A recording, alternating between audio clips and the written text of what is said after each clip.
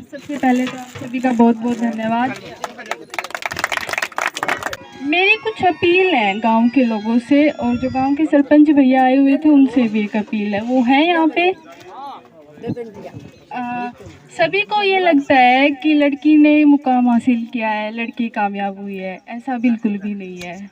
एक लड़की के कामयाब होने पे उसके फैमिली, उसके फ्रेंड्स, उसके हर एक आदमी का सहयोग होता है जो उसकी यात्रा में उसके साथ चलता है। तो ये एक अकेली मेरी जीत बिल्कुल भी नहीं है, इस बात को ध्यान रखें। दूसरा, मैं जिस 2020 की भर्ती में मेरा दिल्ली पुलिस कांस्टेबल में सिलेक्शन नहीं हुआ था, रिटन एग्ज़ाम क्लियर हो गया था, फिजिकल हो गया था, उसके बाद फाइनल लिस्ट में मेरा नहीं हुआ था। उसके बाद कुछ सामाजिक तत्व आते हैं। पहले तो ये प्रोग्राम थोड़ा बड़े लेवल पे होने वाला था, गांव के कुछ एक ट्रेजेडी हो गई थी, उसकी वजह से ये बड़े पैमाने पे नहीं हो पाया। तो अभी जितने लोग हैं यहाँ पे, उनके आस पड़ोस, परिवार, जो भी बच्चे कॉम्पिटिटिव एग्ज़ाम की प्रिपरेशन करते हैं, उनके लिए कुछ मैसेजेस है मेरी तरफ से। प्रिपरेशन एक बच्चे की नहीं होती, ये बात तो मैंने पहले आपको बता भी दी। मेरा दिल्ली पुलिस कांस्टेबल में सिलेक्शन हुआ, फाइनल लिस्ट में मैं रह गई। उसके बाद कुछ सामाजिक तत्व आए जो आज लोग ये बोल रहे हैं कि माऊ की छोरी का यो सिलेक्शन हो गया। माऊ की छोरी कदे तई पढ़ा करती, हमने तो कदे तई नहीं देखी है, या तो शुरू तय। जब मेरा फाइनल रिजल्ट आया था शायद 15 दिसंबर को, 15 दिसंबर 2021 को, उसके बाद जो मैंने बदलाव देखा, हमने तो लग गए था कौन ही हो गई छोरी का। क्या होगा जब 10वीं 11वीं में फर्स्ट आ जाया करती, तो नुए थोड़ी ना नौकरी लग जाया करे। गांव में गलिगड़ा करती, हरियाणवी में बात कर लूँ, सारे यहाँ पे सारे ही देसी आदमी हैं तो हरियाणवी में ही बात कर लेती हूँ। गांव में गलिगड़ा करती, ताई दादी जो भी होया करती, आई छोरी तेरा ना होया, कोई नहीं ना क्या करती, कोई बात नहीं बेटा और आगे देखिए, ना होया तेरा। तो मेरा उन लोगों से मैसेज है कि मैं रही, कुछ लोगों ने मुझे पुश किया कि कोई बात नहीं, शायद 80 नहीं 90% लोग ऐसे थे जो मुझे पीछे कर रहे थे, पुल कर रहे थे। सिर्फ 10% लोग ऐसे थे जिन्होंने मुझे पुश किया। इट्स ओके, कोई बड़ी बात नहीं है, कांस्टेबल में ही तो नहीं हुआ, अभी उम्र थोड़ी ना गई है। 18 की उम्र में मैंने एग्जाम दिया था दिल्ली पुलिस कांस्टेबल का और हरियाणा पुलिस का भी। आप लोग पढ़े लिखे हो, आप सब समझ पा रहे होंगे। तो उसमें फाइनल लिस्ट में दोनों में रह गई थी। अगर मेरा उस कांस्टेबल में हो जाता तो शायद मैं प्रिपरेशन आगे नहीं करती।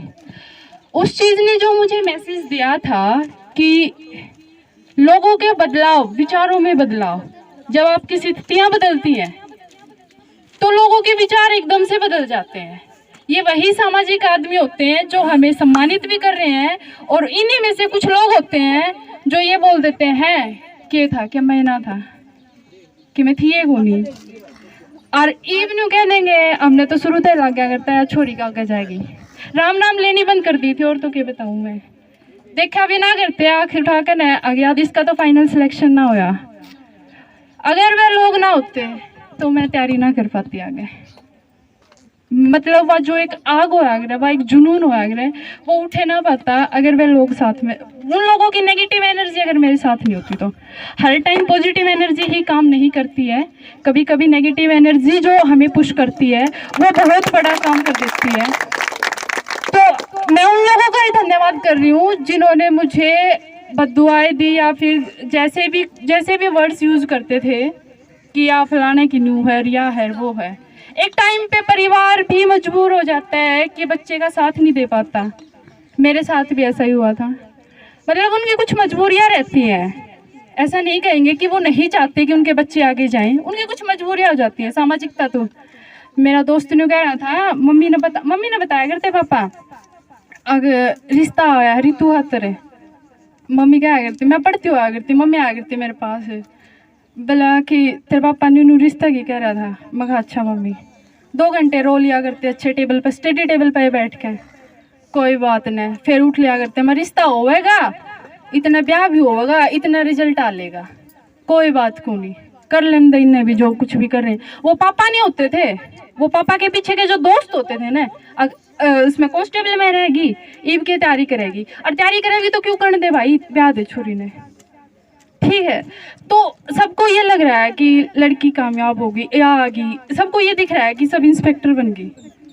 इसके पीछे की जो खून पसीने की मेहनत, जो उन सामाजिक तत्व, बच्चा पढ़ाई करता है तो सबसे ज़्यादा एक एस्पिरेंट जो होता है ना, कॉम्पिटिटिव एग्जाम की प्रिपरेशन करता है, वो सबसे टफ लाइफ जीता है, एक मजदूर से भी टफ लाइफ जीता है। हम कॉम्पिटिटिव एग्जाम के वही बच्चे तैयारी करते हैं जिनके घर की आर्थिक स्थितियाँ कमज़ोर होती है। पहली बात तो जिसके घर में 1.5 लाख रुपए तनख्वाह हो वो क्यों तैयारी करेगा, क्या ज़रूरत है क्या उसको इस चीज़ की, कॉम्पिटिटिव एग्जाम की प्रिपरेशन करने की कोई ज़रूरत ही नहीं है। वही तैयारी करते हैं जिनकी आर्थिक स्थिति कमज़ोर होती है। अब एक तो उनकी आर्थिक स्थिति कमज़ोर, दूसरा फैमिली उनको सपोर्ट नहीं कर पा रही है। एक मोमेंट पे आ गए, मेरे पापा ने मुझे बहुत सपोर्ट किया।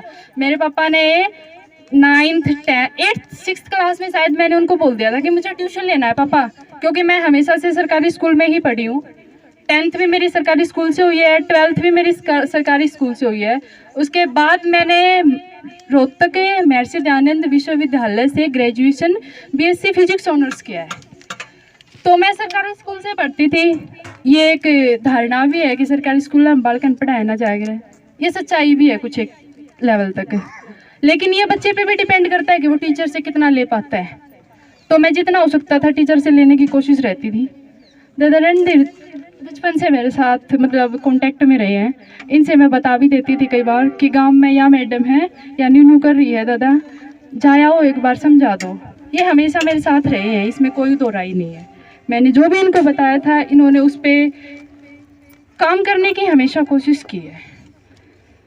तो वहाँ से क्या बोलते हैं, पापा के बारे में बता रही थी। उन्होंने, मेरे पापा अभी 1.5 साल से एम्स में जॉब कर रहे हैं, जो एक परमानेंट जॉब में आ गई है भाई, डेली हर मंथली सैलरी आ रही है। उससे पहले मेरे पापा एक पेंटर थे, जो मुश्किल से 350 या 400 रुपए की दिहाड़ी पे काम करते थे, जो बिल्कुल भी रेगुलर नहीं थी। 3.5 साल पहले मेरे पापा को हार्ट अटैक आ गया था। उस टाइम पे मैं आप लोगों से बात कर रही हूँ जो भी फैमिलीज आई हुई है, क्योंकि बच्चे यहाँ पे नहीं आए हुए हैं। कुछ गांव में एक ट्रेजेडी हो गई थी। मेरा मकसद यही था कि मैं ज़्यादा से ज़्यादा मैक्सिमम बच्चों के साथ इंटरेक्ट करूँ, ताकि मैं उनको बता पाऊँ कि क्या करने से क्या होता है और क्या नहीं करने से क्या होता है, ठीक है। तो जितने भी पेरेंट्स आए हुए हैं, मेरी उन्हीं से गुजारिश है कि ये चीज़ें अपने बच्चों तक पहुँचाओ। और अभी कुछ टाइम के बाद, अभी तो नहीं, मेरा मतलब जो अभी दादाजी ने बताया कि मेरा लक्ष्य अभी पूरा नहीं हुआ है, तो मैं और मेहनत करूँगी। और जैसे ही मैं सोशल मीडिया प्लेटफॉर्म पे आ जाऊँगी तो मैं उनको गाइडेंस देने के लिए भी एक चैनल जो आजकल सोशल मीडिया पे चला हुआ है, तो मैं वो भी बनाऊँगी, जिनसे मेरी जितनी हेल्प हो, मैं जितनी भी लोगों की हेल्प कर पाऊँ मैं उतनी करने में पूरा अपना 100% दूँगी। क्योंकि मेरी लोगों ने बहुत ज़्यादा हेल्प की, जिन लोगों ने, उन्हीं की वजह से मैं यहाँ पे हूँ आज। मुझे पता है कि कोई अनजान ब्लड रिलेशन नहीं है जिन लोगों के साथ मेरा, बिल्कुल भी। वो लोग हर टाइम अगर मेरे साथ रहे हैं तो मेरा उनके मतलब उन्हीं लोगों से सीख मिली। जैसे कि अभी यहाँ पे एक योगेश दिल्ली पुलिस से आए हुए थे, और मेरे एक सर है जिनको मैं सर बोलती हूँ, यहाँ अपने ही गाँव के हैं, सोनू नाम है जिनका, जिन्होंने मेरे पास फिजिकल करवाए हैं। वो हर टाइम पे मेरे साथ रहते थे, यहीं पे हैं। सर प्लीज़ एक बार दादाजी बुला लीजिए सर को, दादा रणधीर। मेरे सर हैं एक यहाँ पे, सोनू नाम है इनका, आइए सर प्लीज़ एक बार। और एक मेरे मित्र भी हैं, राहुल।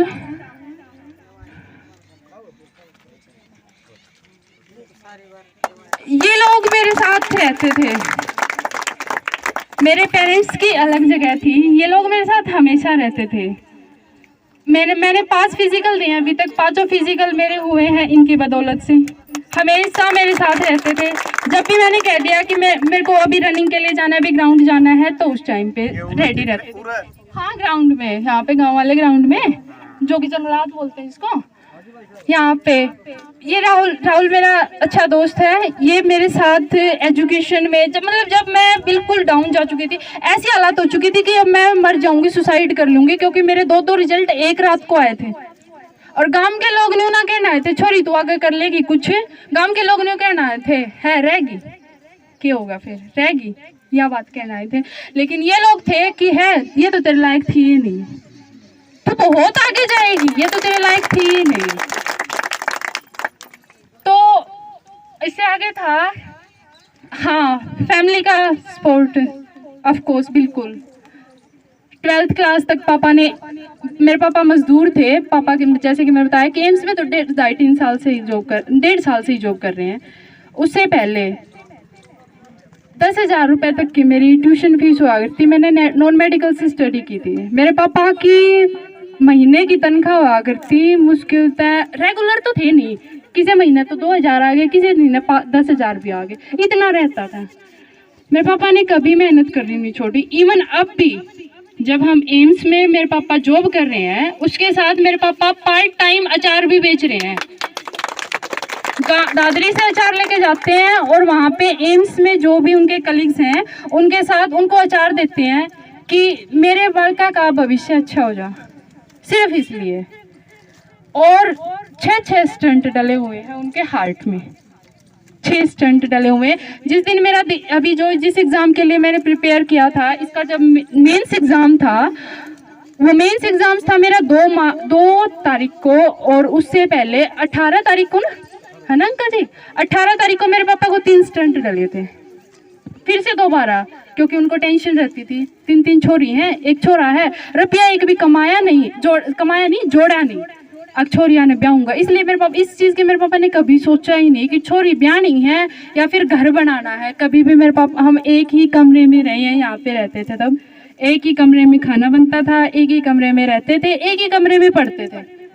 मेरे पापा की यही सोच रही है, बालक कामयाब हो जाएंगे तो ये बना देंगे, ये बनाने का कोई मकसद, वो जरूरत ही नहीं है मैंने, ये घर भी जब बनाएगा जब ये बालक कामयाब ना कदे बालक का खतरा कि छोरी ब्याहनी है तो इनका खतरा रुपया इकट्ठा करना है, कुछ भी नहीं। मतलब रोहतक जैसे शहर में आज भी हर महीने 10,000 रुपये देती थी मैं, 3 साल तक लगातार पीजी में हॉस्टल में रहती थी और नेकीराम कॉलेज में पढ़ती थी। शायद गिकाड़ा की तो मुश्किल से 2-3 छोरी गई हैं, अभी गई है मेरे जाने के बाद, मेरे से पहले एक भी लड़की नहीं गई थी। तो उस टाइम पे मेरे पापा ही थे, उनकी इनकम इतनी नहीं थी, लेकिन वो इससे ज्यादा मेरे लिए कर रहे थे, उनका ये विश्वास ही था मेरे लिए। हाँ, वो विश्वास थोड़ा थोड़ा डगमगाया था। वो कब डगमगाया था? जब मेरा सिलेक्शन दिल्ली पुलिस कांस्टेबल में नहीं हुआ था तब। और वो डगमगाने के पीछे भी वो अकेले नहीं थे, उसके पीछे सामाजिक तत्व थे। तो मैं उन सामाजिक तत्व, वो कोई नहीं है, वो हम ही है, हम ही हैं। अगर हम अपनी सोच सुधार लेना तो बच्चे जो एस्पिरेंट होता है, वो मैंने अभी भी बताया कि सबसे ज्यादा टेंशन में एस्पिरेंट की ही लाइफ होती है। अगर हम उस सोच को सुधार ले तो उनको थोड़ा सा रिलैक्स मिल जाएगा सामाजिक तत्वों से, कि कोई बात को नहीं बेटा, पढ़ेगी लिखेगी। अभी बात आती है, मेरा कुछ गांव के लोगों से एक अनुरोध है कि गांव के सरपंच भैया अभी है नहीं, तो दादाजी हैं, शायद वो मेरा मैसेज उन तक ट्रांसफ़र कर देंगे कि गांव में एक लाइब्रेरी बनवा दो। गांव की छोरी जो है ना, गांव की छोरी मैं भी थी उनमें, मेरे पापा मैंने न्यू कहा करता घर ने पढ़ लेना है, लाइब्रेरी में जाके क्या करेगी। हर माँ बाप की चिंता होती है कि छोरे भी साथ में बैठ के पढ़े हैं, बिना काम न कर करके छोरी रास्ता तो भटक ना जा। उनकी चिंता भी जायज़ थी बिल्कुल, लेकिन मैं विश्वास दिलाने की कोशिश करती थी। लेकिन न्यू सुना अगर फलाना की छोरी बाजगी, उसकी छोरी ने न्यू कर दिया, तो माँ बाप की चिंता जायज़ होती है, उनका बोलना भी जायज़ होता है, बिल्कुल जायज़ होता है। लेकिन हम विश्वास दिलाते हैं ना तब कि हम कर लेंगे, प्लीज़ करके हमें मौका दो, हम कर लेंगे, तो वो चीज़ें हो जाती हैं संभव, बिल्कुल हो जाती हैं। अगर मैंने कर लिया तो हर कोई कर सकता है, क्योंकि मैं बता रही हूँ, मैंने बहुत टफ लाइफ जी, पहले नहीं, सिर्फ इस 1 साल के दौर में, सिर्फ इस 1 साल के दौर में प्रिपरेशन स्टार्ट की थी जनवरी से ही। दिसंबर लास्ट में मेरे रिजल्ट्स आ गए थे, उसके बाद मैंने ताबड़तोड़ मेहनत स्टार्ट कर दी थी भाई। शाम दाम दंड भेद वाली नीति अपना ली थी, जैसे भी तैसे करके कुछ ना कुछ करके करना है। एक तो ओडन पेरेंट का सिंपल सी खुले खुले लोअर टी शर्ट पहन के ना लाइब्रेरी में चले जाओ, कोई देखा है देखी जान दो, बाल बुल बारे हैं बहे रहने दो, जिसा भी है उस तरह लिख लो, क्योंकि जितना कंफर्टेबल खुले कपड़े पहन के बैठेंगे उतना अच्छी पढ़ाई होगी। ठीक है, अच्छा ठीक है ठीक है ठीक है। तो मेरा एक यही निवेदन है आप सभी से कि ये जो सोसाइटी है प्लीज़ गर्ल्स को और जो बॉयज़ भी, लड़कियां नहीं, लड़कों को भी, क्योंकि लड़कों के पास भी बहुत सारी टेंशन्स होती हैं, तो लड़कों को भी सपोर्ट करो, लड़कियों को भी सपोर्ट करो। हाँ प्लीज़ दादाजी, गांव में लाइब्रेरी बनवाने की एक बार प्लीज़ सोचियो। लाइब्रेरी होती है गांव में, शायद खाली कमरे तो हैं 2 चौपाल की साइड, नहीं एक कमरा बनवा दो 2 खुले खुले, उनमें कुर्सी डलवा दो और एक आदमी की ड्यूटी लगवा दो, चाहे वह बाल का 200 रुपया ले लो, लेकिन उन्हें बाहर ना जाना पड़े। माँ बाप की यह हो जाए अगर भाई हमारे बालक गांव में ही है तो सेफ है, भाई छोरिया के लिए सेफ हो जाए। हाँ इंटरनेट कनेक्शन, वाईफाई का कनेक्शन करवा दो भाई, गांव इतना तो अफोर्ड कर ही सकता है, एटलीस्ट गांव इतना कर सकता है, गांव में काफी समर्थ लोग हैं। बिल्कुल प्लीज मेरी आपसे रिक्वेस्ट है। हाँ हाँ, थैंक यू सो मच, बहुत बहुत धन्यवाद आप सभी का जो इसके लिए।